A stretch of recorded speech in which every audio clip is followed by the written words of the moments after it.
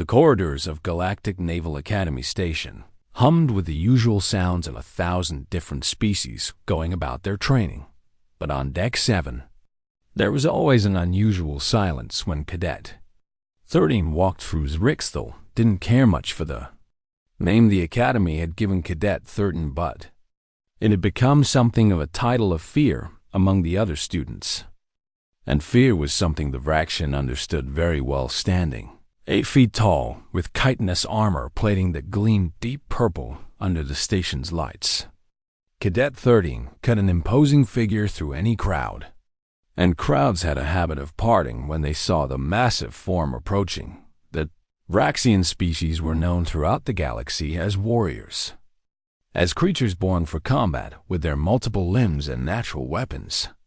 And Cadet 13 embodied every stereotype with pride. Other cadets whispered when 13 passed, their voices carrying the weight of stories about training exercises where 13 had broken equipment with bare hands.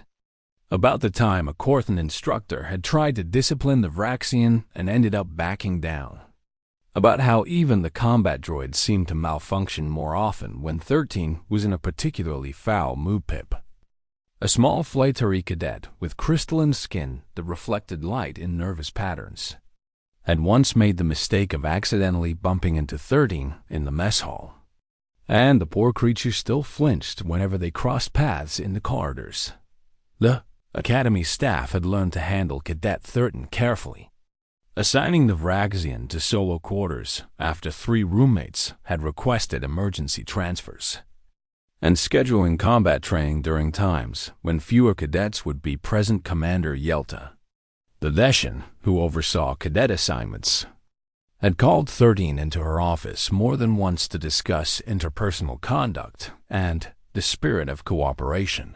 But the talks never seemed to produce lasting change. 13 liked being feared, liked the space it created, liked knowing that no one would dare challenge, or question, or even look too long in the wrong direction. So, when Commander Yelta announced during the morning assembly that a new transfer cadet would be arriving from Earth's Naval Division, Cadet 13 felt only mild curiosity mixed with the usual contempt. Humans were unremarkable.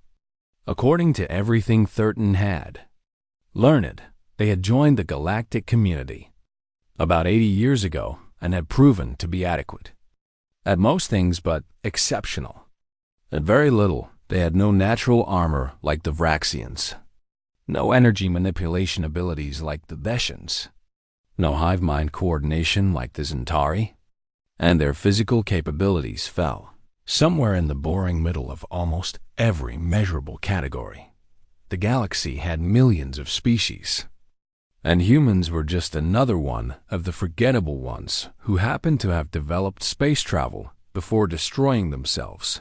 When the transport arrived that afternoon, Cadet 13 was in the training hall, working through combat sequences on the practice dummies, hitting them with enough force that the impact absorption systems were starting to show strain warnings. The announcement came over the general channel that all cadets should report to the main hangar for the welcome assembly. But 13 took their time, arriving late on purpose. Standing at the back of the gathered crowd, Commander Yelta was giving her standard speech about unity and cooperation and the proud tradition of the Academy. And beside her stood a small figure in a standard cadet uniform. The human was tiny by galactic standards, maybe 5.5 feet tall, with brown skin and dark hair pulled back in a practical style, and she stood with a relaxed posture that suggested either complete comfort or complete ignorance of her surroundings. Emma Chen. The commander introduced her from Earth's Pacific Naval Division, with commendations in tactical analysis and field survival training. The human smiled and waved at the assembled cadets, and 13 felt a twinge of something that might have been discussed at how weak and soft she looked. But what caught 13's attention wasn't the human herself. It was the small carrying case she held in one hand, the kind usually used for transporting pets or small companion animals. The assembly ended, and cadets dispersed to their various duties and classes. And 13 decided immediately that the new human needed to understand the social hierarchy of Deck 7. Emma Chun was assigned quarters on Deck 7. Naturally, because that's where they always put the new arrivals who didn't know any better yet. And 13 watched from down the corridor as she approached her door. The human was reading something on her datapad, not paying attention to her surroundings, not noticing the other cadets who quickly stepped aside when they saw who was. Waiting 13 stepped directly into Emma's path. All 8 feet of armored muscle and controlled menace. Arms crossed in a posture that had made countless other cadets stammer apologies. Emma looked up from her pad, stopped walking, and met 13's eyes without any of the usual fear or nervousness. "Oh, hi there," Emma said, her voice cheerful and completely unbothered. "You must be one of my corridor mates. I'm Emma. Nice to meet you." The complete lack of appropriate fear made something hot and angry coil in 13's chest. And the Raxian leaned down, bringing their face closer to the humans. Mandibles clicking in the way that usually made smaller species go very pale. "Move," Emma said, still in that same pleasant tone, like she was asking someone to pass the salt. "I need to get to my quarters." The sheer audacity of it made 13's vision tint red at the edges. And the Vraxian's forearms flexed, claws extending slightly in a display that was pure threat. Emma shifted her weight slightly, and her free hand moved in a way that suggested she was calculating angles and responses. But her expression remained calm and almost friendly. 13 was about to say something cutting, something that would establish exactly who held power on this deck, when a sound came from the carrying case. It was low and rumbling and somehow wrong.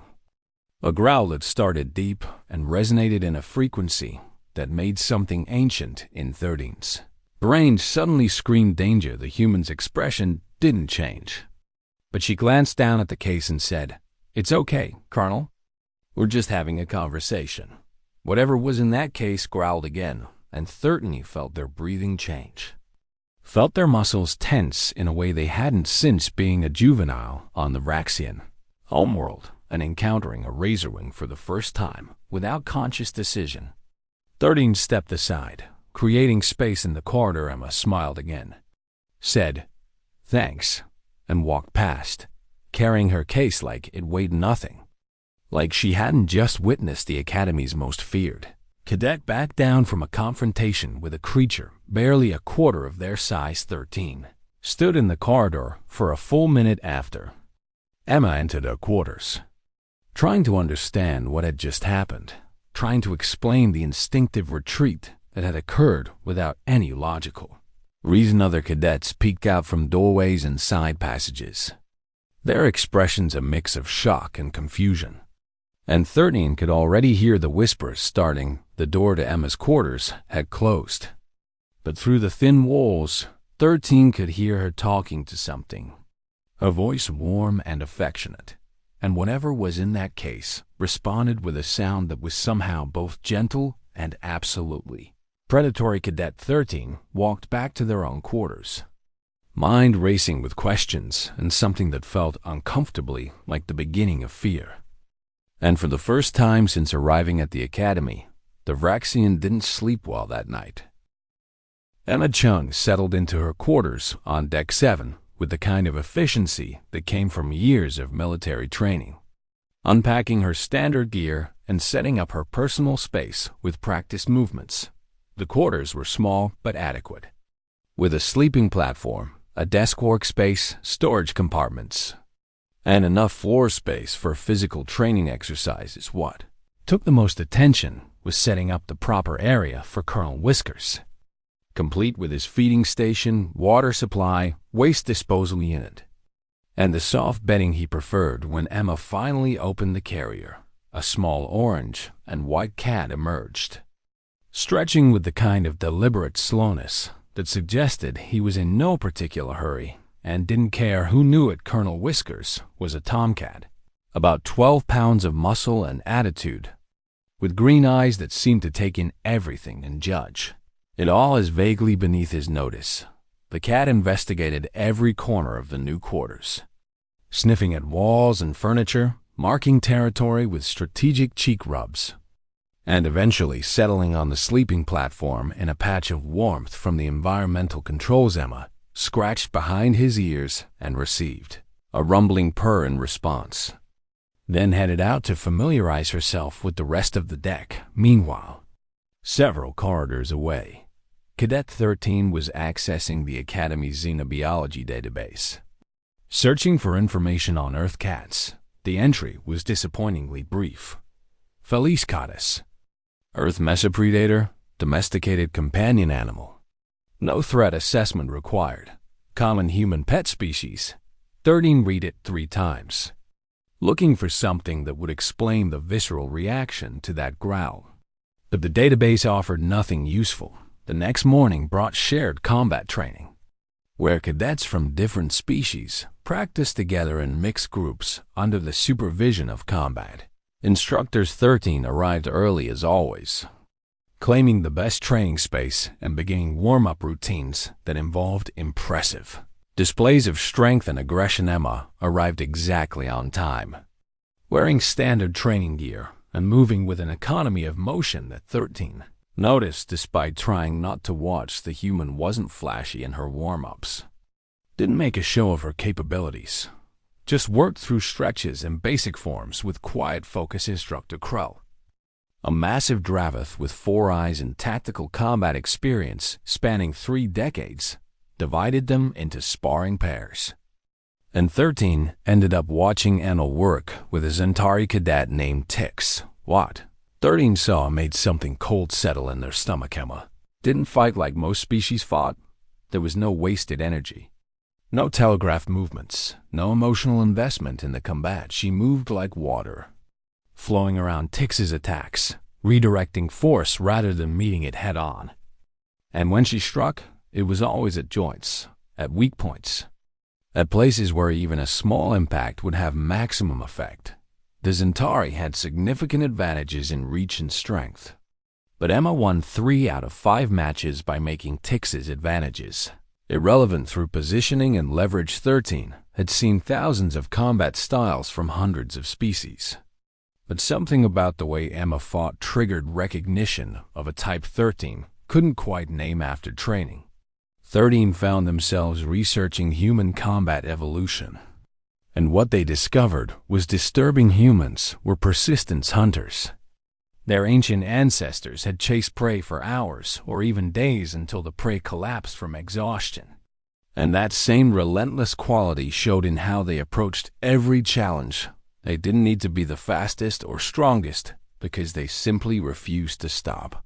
And over time, that refusal to quit had turned a species of weak primates into the dominant force on their entire planet. The research led 13 down a rabbit hole of Earth's evolutionary history, and every piece of information was more unsettling than the last. Earth was classified as a Class 7 death world, with gravity higher than most civilized planets, with predators that made Raxian razorwings look tame, with diseases and parasites and environmental hazards that should have wiped out any developing sentient species.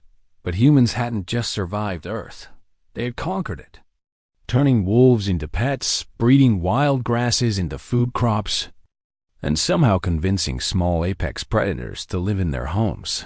Entry on cats was particularly disturbing once 13 started really reading it. Cats had been solitary hunters, perfect killing machines with retractable claws, powerful jaws, and reflexes faster than almost any other Earth creature their size. They hadn't been domesticated the way dogs had been. Instead, cats and humans had formed a mutually beneficial arrangement where cats killed the rodents that ate human grain stores, and humans provided a steady food supply and shelter. But the relationship had evolved into something else, into companionship between 2 predator species. And humans kept cats in their homes, even though cats were perfectly capable of inflicting serious injury. 13 was reading this at their desk when the door chime sounded. Enter, 13 called. Expecting maybe a maintenance drone or an automated delivery instead, Pip the Fleetari stood in the doorway, their crystalline structure flickering with nervous yellow patterns. "Cadet 13, Pip said, voice barely above a whisper. "I need to ask a favor." This was unusual because Pip normally avoided 13 entirely, and the fear patterns in their crystalline matrix suggested they were only here out of desperation. "What?" 13 said, not bothering to make it sound friendly. "My data processor broke, and I have an exam tomorrow, and I know Emma Chun has the same model, and she said I could borrow hers, but she's at a briefing, and she gave me her door code, but—" Pip's words tumbled over each other. "I'm nervous about going into her quarters alone because of the cat." 13 felt a surge of contempt, mixed with something that might have been relief that someone else found the creature unsettling. And before fully thinking it through, said, "I'll come with you." Pip's relief was palpable, their colors shifting to grateful blues and greens, and they led the way to Emma's quarters. The door opened with Emma's code, and they stepped inside to find Colonel Whiskers sitting on the desk, grooming his paw with focused attention. The cat looked up when they entered, green eyes fixing on them with that same predator stare that had haunted 13's thoughts since yesterday. Pip froze completely, their entire form going clear with terror, and 13 felt their own muscles lock up in response. Colonel Whiskers finished cleaning his paw, stretched luxuriously, and then jumped down from the desk, padding across the floor directly toward them. 13's combat training screamed to move, to defend, to do something. But the Vraxian stood perfectly still as the small Earth predator approached. The cat stopped about 2 feet away, sat down, and stared up at 13 with those unblinking green eyes. It was a test, 13 realized. Though they couldn't have said what kind of test or what the cat was measuring, they stood there for what felt like hours, but was probably only 30 seconds. And then Colonel Whiskers made a small chirping sound and walked away. Apparently losing interest, Pip grabbed the data processor with shaking hands and fled from the quarters so fast they left little puffs of displaced air. 13 followed more slowly, and only when the door closed behind them did they realize they'd been holding their breath that night. 13 dreamed of being chased across an endless plain by something small and patient that never got tired and never stopped coming. The Academy's survival simulation was scheduled for the 3rd week of the term, and it was the kind of exercise that separated cadets who would make it through the program from those who would wash out. Commander Yelta briefed them in the main assembly hall, explaining that teams of 6 would be dropped on Theta 9, a moon with a hostile but survivable environment, and they would need to reach designated extraction points within 48 hours. The teams were assigned randomly, and 13 ended up with 5 cadets who looked at their assigned Vraxian teammate with expressions ranging from nervousness to outright fear. Emma's team included Pip, 2 Corthan cadets named Vess and Moro, a Theshan called Lyra, and a hulking Grencher named Dax, who looked like he could probably bench press. A shuttle. 13 watched Emma brief her team before departure, noting how she positioned herself at their level, how she made eye contact with each one, how even the massive Grencher seemed to relax and focus when she spoke. The Vraxian had a different approach, making it clear to their own team that 13 would be leading and the others would be following. And anyone who had problems with that could take it up with Commander Yelta after they got back. The drop went smoothly, with both teams landing in different sectors of Theta 9's northern continent. About 200 kilometers apart, 13's team landed in a rocky highland region with decent visibility and clear weather, and the Vraxian immediately began organizing their march toward the extraction point. They made good time for the first 6 hours, following the planned route and maintaining the kind of pace that had the other team members struggling but not complaining. Then the communication system started glitching, first with static, then with complete dropouts, and 13 tried raising the Academy's orbital station without success. What 13 didn't know was that a solar flare had hit Theta 9's upper atmosphere, and the resulting electromagnetic interference had knocked out most of the simulation's safety systems. What had been a controlled training exercise had just become a real survival situation, and the Academy's recovery teams wouldn't be able to safely retrieve anyone for at least 36 hours. 13's team made camp in a sheltered ravine as the light faded, and the Vraxians set up a basic perimeter, while the others worked on getting a fire started and preparing rations. The night came fast on Theta 9, and with it came sounds from the surrounding terrain, howls and clicks and rustling that suggested they weren't alone. The moon's native predators had been deemed non-threatening in the mission brief, but that assessment had been based on the assumption that the simulation's deterrent systems would be active without those systems. The local wildlife was suddenly very interested in the new heat signatures that had appeared in their territory around midnight. Something large moved through the brush about 50 meters from their camp, and 13's team jolted awake in various states of panic. 13 tried to project confidence, tried to use their size and presence to keep everyone calm. But the truth was that the Vraxian had trained for combat scenarios, not wilderness survival against unknown predators. One of their team members, a young Zentari, started hyperventilating, their breathing apparatus making distress sounds that carried too far in the quiet night.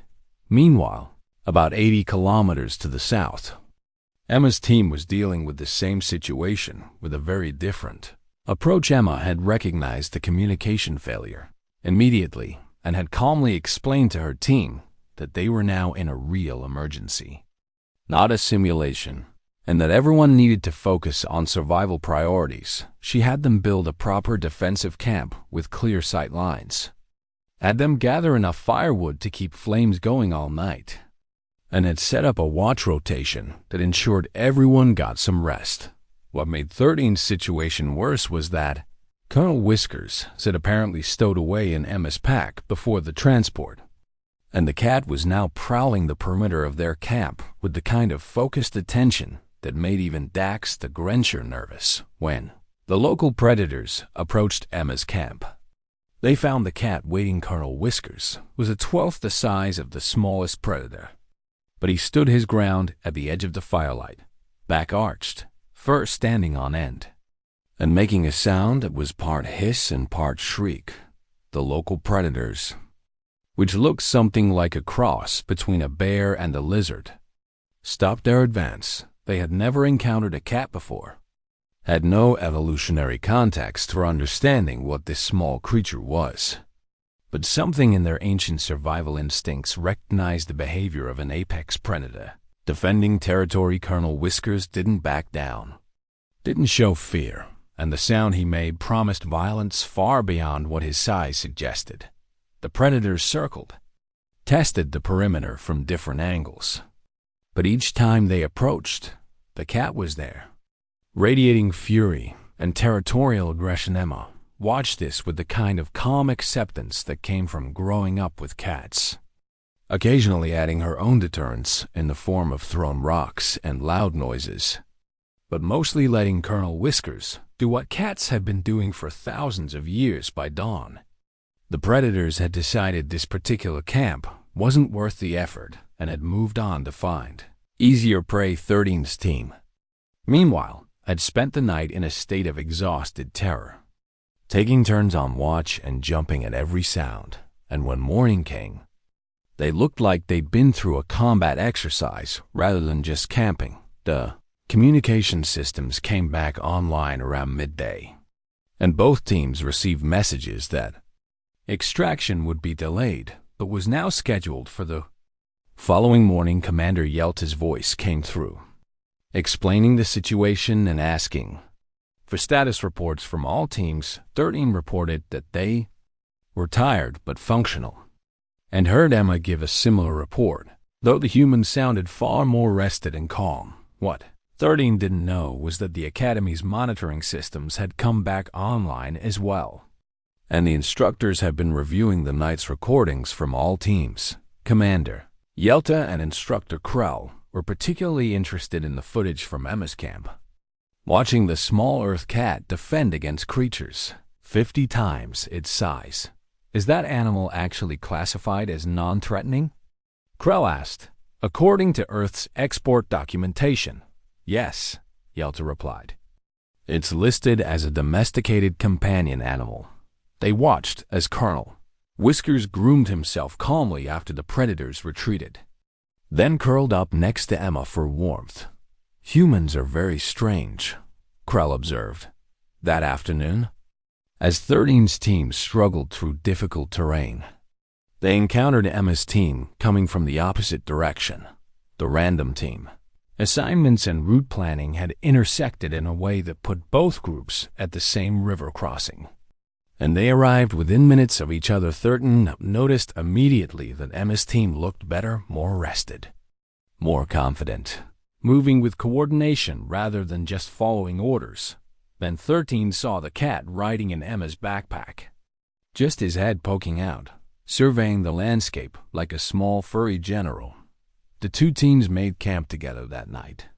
Combining resources and setting up a larger defensive perimeter, Emma suggested the arrangement, and 13 found themselves agreeing because the humans' team so obviously had better morale and organization as darkness fell and the campfire grew.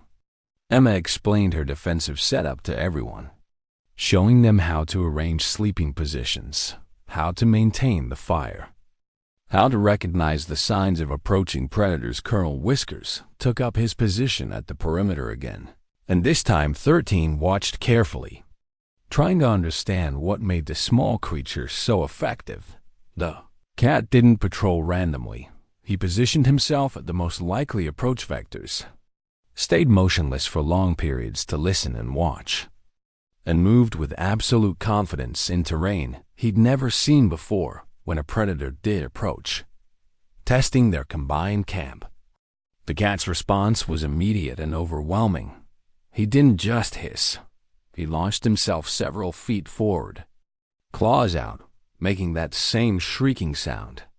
And the predator actually stumbled backward in surprise.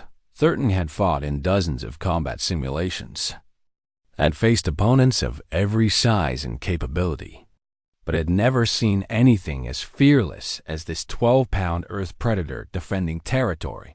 The predator retreated, and Colonel Whiskers calmly returned to his position, licked his paw once, and resumed his watch. 13 realized something fundamental in that moment. The cat wasn't brave in the way 13 understood bravery. Wasn't fighting despite fear. The cat simply didn't acknowledge the concept of something being too big or too dangerous to challenge. And that absolute confidence was more terrifying than any weapon. Emma caught 13 watching and smiled. He's good at his job. What job? 13 asked. Being a cat, Emma replied. Like that explained everything, and maybe 13 thought it did. The extraction shuttle arrived just after dawn, and both teams loaded up with the kind of exhausted relief that came from surviving something more intense than expected. Commander Yelta debriefed them back at the academy, reviewing what had gone wrong with the simulation and what had gone right with their individual responses. 13's team received adequate marks for basic survival, while Emma's team got commendations for superior defensive strategy and resource management. What the commander didn't mention was the extensive footage the instructors had reviewed showing a small Earth cat essentially running defensive operations for an entire camp. After the debrief, 13 returned to quarters and immediately went back to researching, but this time with more specific questions. The Vraxian wanted to understand the relationship between humans and cats, wanted to know why these two predator species had formed such a strong bond. The historical records showed that cats had been living with humans for at least 10,000 Earth years, maybe longer.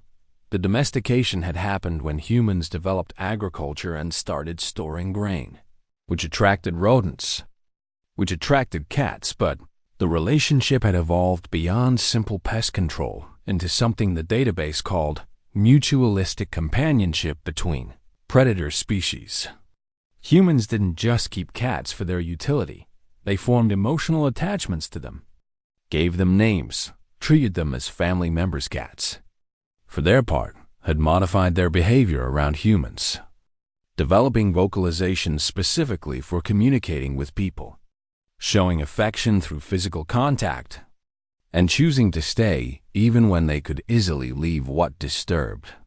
30 Most was reading about how humans had domesticated other species. They had turned wolves pack hunters nearly as dangerous as cats into dogs through selective breeding. They had converted massive herbivores like ox into docile cattle. They had taken wild plants and transformed them through cultivation into productive food crops. Humans had essentially reshaped their entire planet to suit their needs, forming alliances with some species, eliminating others, and modifying everything they touched, and they had done it all while being physically weaker than most of the predators they encountered.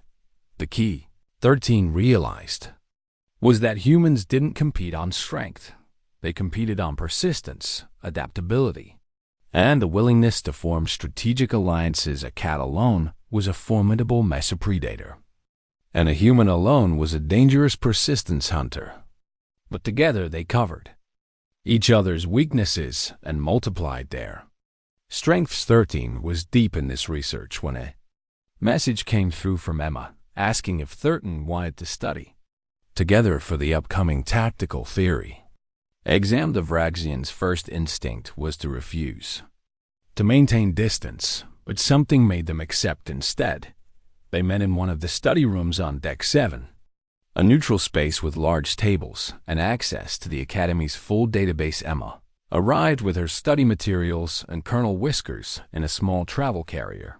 "He gets anxious if I leave him alone too long," Emma explained. Setting up her workspace, the cat emerged from the carrier, surveyed the room with those evaluating green eyes, and then jumped onto the table. 13 tensed.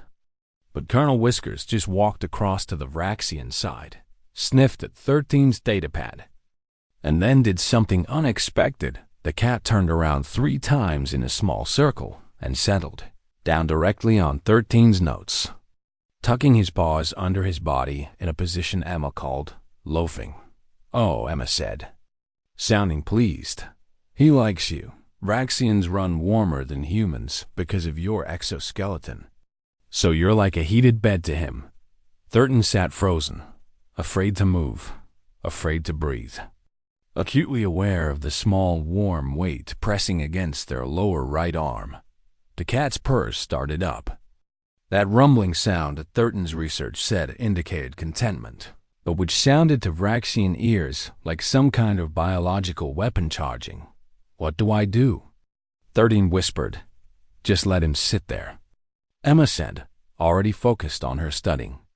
"He'll move when he's ready." So 13 sat there for the next 45 minutes, unable to access the notes trapped under 12 pounds of cat, trying to study from memory while Colonel Whiskers radiated heat and satisfaction. The cat's eyes were closed, his breathing slow and steady, and occasionally he would adjust his position slightly, kneading his claws against 13's arm in a way that the database said was a sign of happiness. 13's arm started to fall asleep around the 30-minute mark, but the Vraxian didn't move, treating this as some kind of endurance test. When Colonel Whiskers finally stood, stretched, and jumped down to investigate other parts of the room, 13 felt a confusing mix of relief and something that might have been disappointment. "See," Emma said, looking up from her work, "he trusts you now." Over the following weeks, this became a regular occurrence. Emma and 13 studied together several times a week, and Colonel Whiskers made a habit of using the Vraxian as a heated sleeping platform. 13 slowly learned to relax during these sessions, even learned to appreciate the cat's presence in a way they couldn't quite articulate. The other cadets noticed the change in 13's behavior. The Vraxian was still formidable in combat training, still physically intimidating, but the casual bullying had stopped Pip particularly noticed. And one day, worked up the courage to sit at the same table as 13 in the mess hall. 13 didn't say anything welcoming, but didn't chase the fleetery away either. And soon that table became an unofficial gathering spot for Emma's friend group. 13 found themselves part of a social circle for the first time since arriving at the academy. And while the Vraxian didn't say much during these gatherings, just listened to the others talk about their classes and their homes and their plans for the future. Colonel Whiskers attended these mess hall sessions too, usually curled up in Emma's lap, but occasionally wandering over to demand attention from other cadets.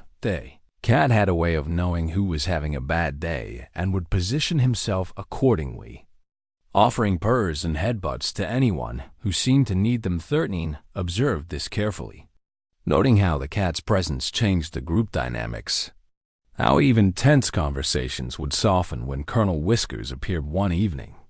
Vesta Corthan was talking about family problems back home, and the cat jumped up onto the table, walked directly to Vess, and bumped his head against the Corthan's hand. Vess started crying, the kind of quiet tears that came from stress and homesickness. And Colonel Whiskers just stayed there, providing silent comfort. 13 watched Emma during this, and the human just smiled softly and continued eating, letting her cat do what he apparently did best later. When they were studying alone, 13 asked Emma about it. Why does he do that? The comforting thing, Emma considered the question. Cats are good at reading emotional states, and Colonel Whiskers has always been particularly empathetic. I think he likes feeling useful, but he's a predator, 13 said. Predators don't comfort prey. Who says we're prey? Emma replied. And something in her tone made 13 reconsider that entire framework. Maybe the human-cat relationship wasn't about predator and preyat. Or maybe it was about 200 species recognizing each other as equals and choosing cooperation. 13 started watching other human-animal relationships in the database, and found the same pattern repeated. Humans formed bonds with horses, with dogs, with birds of prey, with dolphins, even with apex predators like wolves.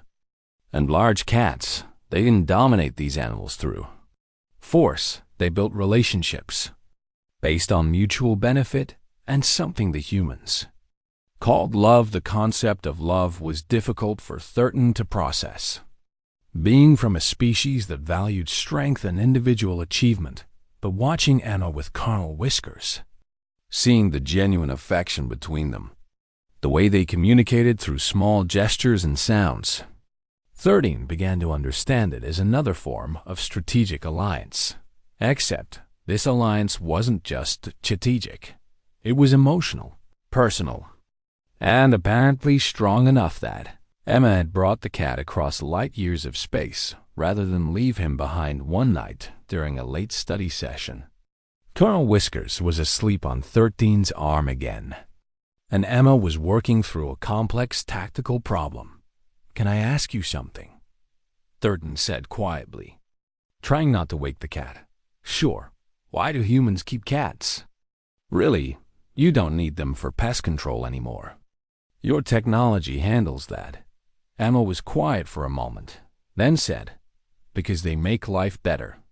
Colonel Whiskers doesn't serve a function beyond being himself. And that's enough. 13 thought about that for a long time. About the idea that a relationship could exist just because it made both parties happier. The Vraxian species didn't really have that concept. They had alliances based on strength, partnerships based on mutual advantage, but not connections based purely on emotional satisfaction. Maybe 13 thought that was why humans had been so successful. They built networks of relationships that went beyond simple utility, and maybe that was why the small cat sleeping on 13's arm was more formidable than he appeared. He had the full support of a species that conquered planets.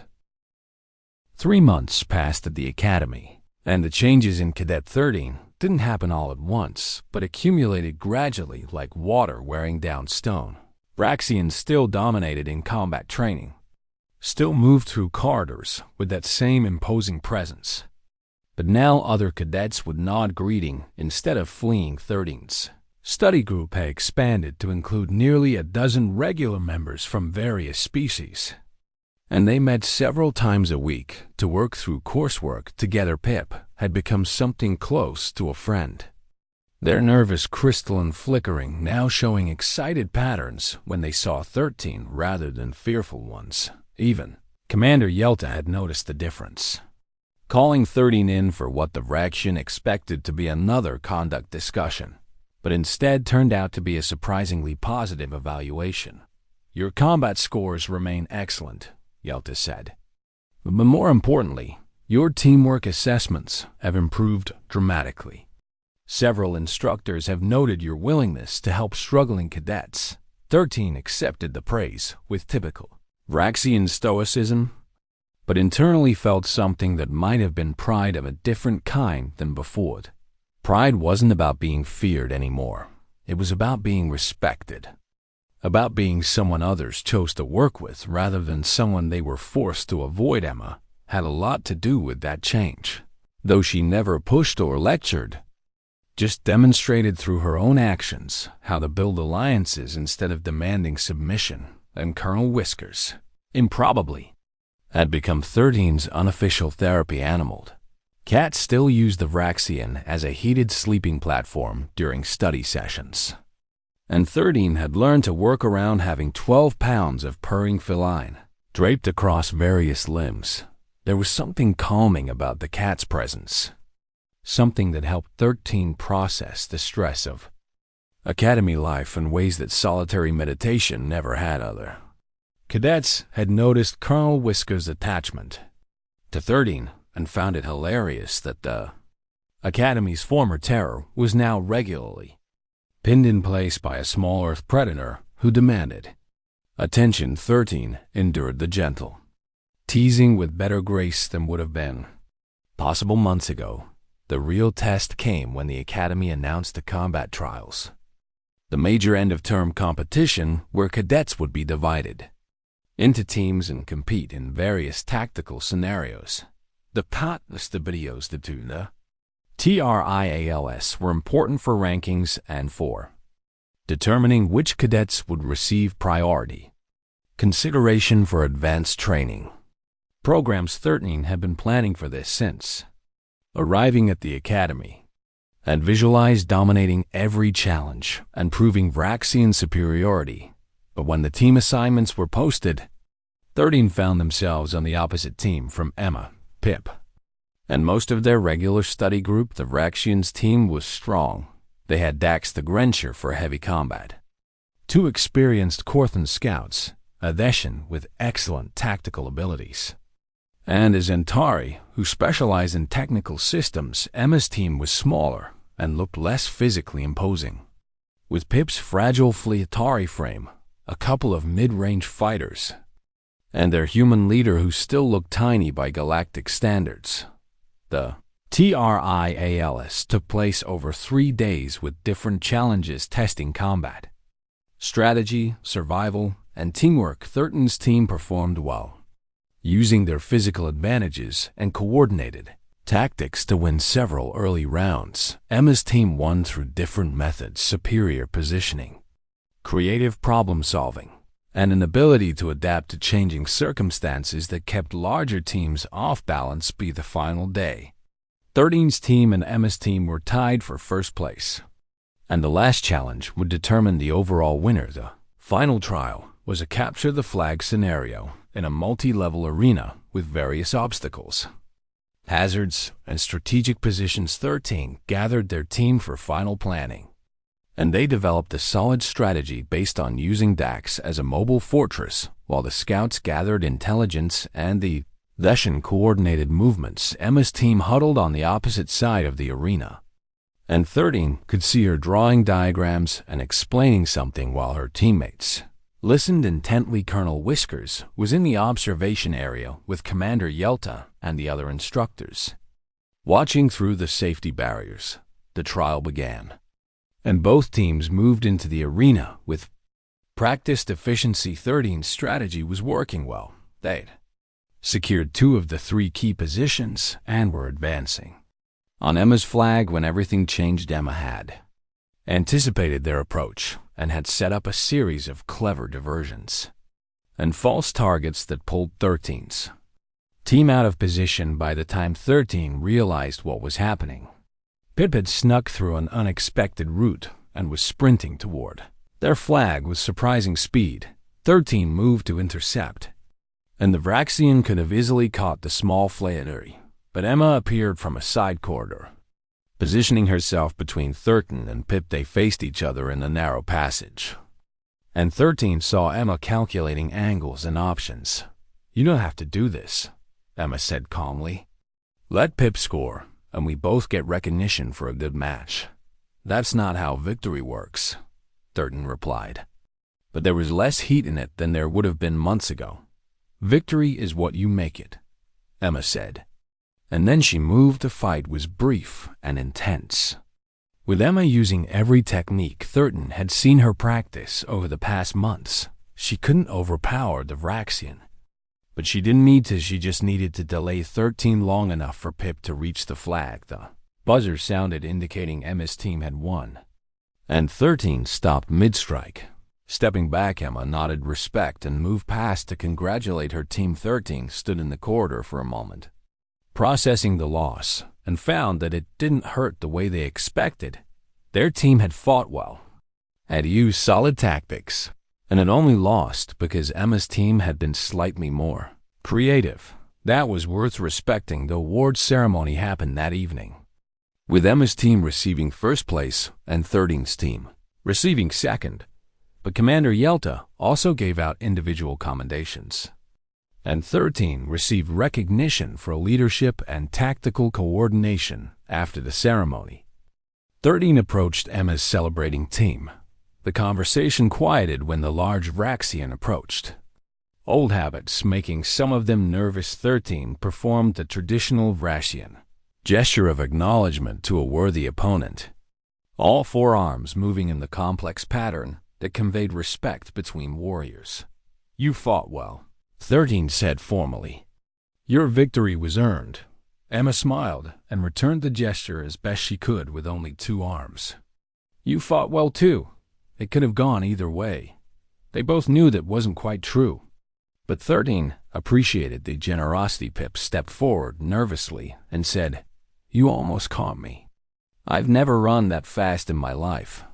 "Fear is an excellent motivator," 13 replied, but with a tone that suggested humor rather than threat. The group laughed, and someone pulled out extra chairs so 13's team could join the celebration. Colonel Whiskers appeared from wherever he'd been exploring and immediately jumped onto the table, sniffing at the various foods and drinks. The cat walked along the table's edge until he reached 13, then bumped his head against the Vraxian's upper right arm and, greeting 13, carefully scratched behind the cat's ears, having learned over the past months exactly where Colonel Whiskers liked to be petted. The cat purred approval and settled down in his favorite warm spot on 13's arm. Someone made a joke about 13 being the cat's favorite furniture, and 13 accepted the teasing with what might have been the Vraxian equivalent of a smile. The celebration continued into the evening, with cadets from both teams sharing stories about the trials and about the term in general. 13 listened more than talked, but contributed when they had something meaningful to add, and felt comfortable in a way that would have seemed impossible at the start of the term. Later, as the gathering wound down and cadets started heading back to quarters, Emma walked with 13 through the corridors of Deck 7. "You've changed a lot since I got here," Emma observed. "You and your cat have been a disruptive influence," 13 replied. "Is that a complaint?" "No," 13 said after considering. "It's an acknowledgement." They reached Emma's quarters first, and she paused at the door. "You know what I think?" Emma said. "I think you were never really a menace. You were just lonely and didn't know how to connect with people who weren't Raxian 13 considered this. Loneliness is weakness. Loneliness is just loneliness, Emma countered. What you do about it determines whether it's weakness or opportunity.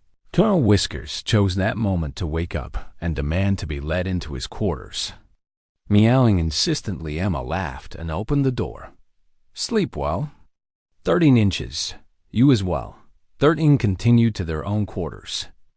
Thinking about Emma's words, the term would end in another week. And then they'd have a break before the next round of training. Some cadets would wash out. Some would transfer to different programs. And the dynamics would shift again, but 13 had learned something.